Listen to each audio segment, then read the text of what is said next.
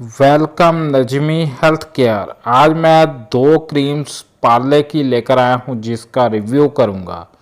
Parle gold gleam beauty cream instant skin glow for luminous radiant complexion. ये आपकी skin को white करेगी और बहुत सी मौजर असरात से बचाएगी। और दूसरे नंबर पर मैं क्रीम लेकर आया हूँ नो मार्क्स पार्ले की anti marks cream with fruit extract extra whitening agent.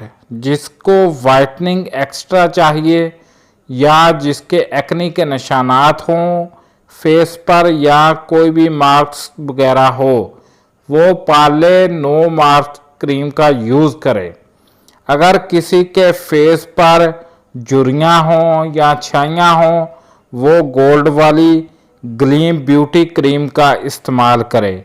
इसी क्रीम का इस्तेमाल करें, बहुत अच्छी है, इसके साइड इफ़ेक्ट नहीं है। हर तरह की स्किन वाले इसका इस्तेमाल कर सकते हैं। हमारे चैनल को सब्सक्राइब करें, वीडियो शेयर करें।